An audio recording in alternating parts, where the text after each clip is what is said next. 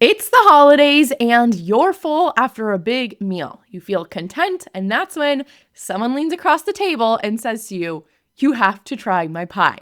But you know your body would not feel good with more food, so you want to say no, but you're not sure how. And the person just keeps pressing you. "Well, how about a bite? How about a little? I made this. It's just for you. It's my special pecan pie." Today, we are going to talk about food pushers.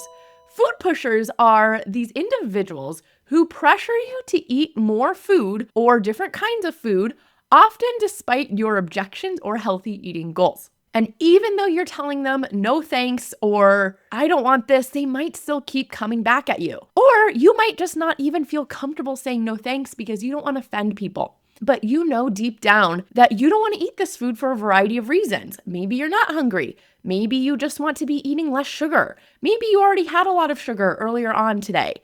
Or you just don't even like the food that much. I want to normalize that dealing with food pushers often happens to almost everyone.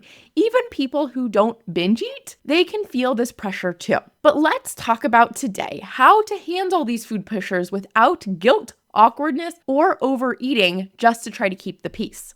So why do people try to push food on us in the first place? Most people who are food pushers are also struggling with food themselves to some degree.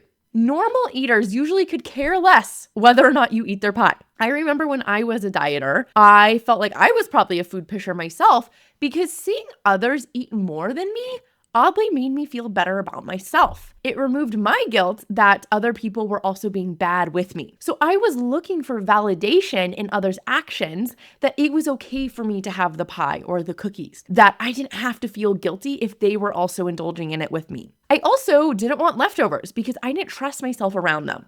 So I wanted other people to finish off the food. So really, people who are pushing food on you, it's not about you, it's about their relationship with food. Now, even if they have a healthy relationship with food, some people view giving food and having people try their food as a form of love. But that's still not about you. That's still about their relationship with food and what food means to them. That food to them is more than just fuel or nourishment. That's also a way to show their love. And sometimes we can feel like if we're saying no to it, we're saying no to their love. It also can be hard to say no to food pushers when we've been dieting in the past and we don't want to be seen as difficult or high maintenance or, "Oh, Amber's on a diet yet another year," or maybe they'll make a comment about it. And we don't always want to get that comment. A lot of people who are struggling with food also have people-pleasing or perfectionistic tendencies. There's often guilt tied up to taking space or being different. This is also just as women too. We want to keep the peace. We don't want to be too loud, too out there, too much. And so we try to do things to appease other people, even if it's not what we really want. And if you don't know if you want to say no or not, that can make it particularly hard to stick to your guns and not eat the food that people are asking you to eat. When you're uncertain on, do I want to eat this food or do I not want to eat this food, it makes it harder to be clear with others. So if you're dealing with an urge in this moment of, "I actually really want the pie and I'm trying so hard to be good with it," then when someone comes in and says, "Hey, you should really have a piece of pie. It's amazing. Come on, just have a piece." It makes it harder to say no because we already wanted it deep down inside ourselves. So you want to get clear. What is my reason for saying no? And do I even want to say no in the first place? Maybe if you want the piece of pie, it's just giving yourself permission to have that. But if you know that I have good reasons that I want to say no thank you to this food, that will make it significantly easier. And you can tell people that if you want to. "Hey, Susan, I'm choosing to say no to pie tonight because I've already had 3 pieces of pie earlier today, and I know it's not going to feel good in my body if I have another." You can say that. Or you can just keep it to yourself and tell yourself internally, "This is the reason I'm saying no." It is a choice you are making, not something you have to do. No one is forcing you to say no here. If you want to say no, make sure you want to actually do it and say, "I am choosing to say no for reasons that I like." And confident eaters, if you want to stay a confident eater, you're going to have to say no sometimes and be different than everyone else. In fact, you want to be different than everyone else because everyone else is overeating during the holidays, is giving themselves permission to binge, is saying, "I'm going to start over the New Year's and I'll be better then." You don't want to be that person this year. You want to be someone who feels good year round. And that means sometimes having to do things a little bit differently. You might be the weird one, but being the weird one isn't so bad because you're going to be the extraordinary one who actually reaches their health goals, who isn't spending thousands on medical bills in the future because you've prioritized yourself now. Let's go over some strategies for saying no to food pushers. I first want you to know you do not owe anyone an explanation for what or how you eat. Think about if someone asked you if you needed to go to the bathroom. It wouldn't feel hard to say yes or no. You would just check in with your body and make a decision. It can be the same way around food. You just check in with your body and you make a decision.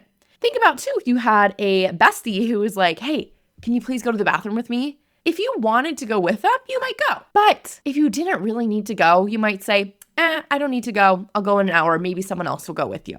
Same thing around food. Hey, I know you all want to eat this pie, but I don't really want to eat the pie. Maybe so-and-so next to me wants a piece of pie. Then once you say no thanks, if someone reacts negatively to that, it is because of their thoughts and beliefs, not your actions. And we know this because not everyone in the world would react negatively to our boundary saying no.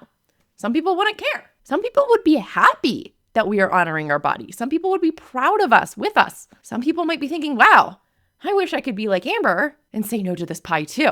But by trying to make other people feel good, you are making your own body feel worse. And the crazy part is, even if we did eat their food, they still might not like us or feel good because their feelings are coming from their thoughts, not your actions. And you have no control over how someone feels. How they feel is on them, and how you feel is on you. You are an adult. You are in charge of making sure your body feels good. Every time you say no to the food that you don't want, you're saying yes to self-trust. Your boundaries don't need a justification. You don't have to explain yourself if you don't want to. And when we show up feeling calm and in charge, that teaches people how to treat us. When we're calm and firm with our boundary of, I don't want any right now, other people will believe us.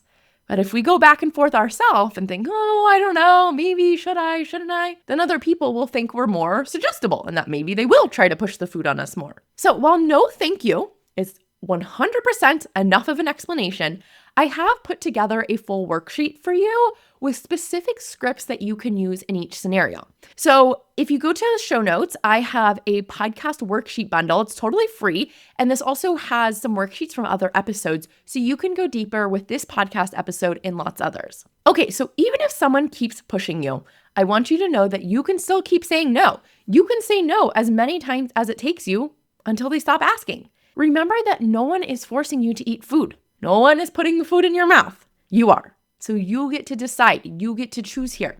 And every time you honor your body over people pleasing, you're rewiring these old patterns. We're going into the holidays, but I want you to know that the holidays aren't a test. They're just an opportunity to practice being the version of you who gets to eat with confidence and joy.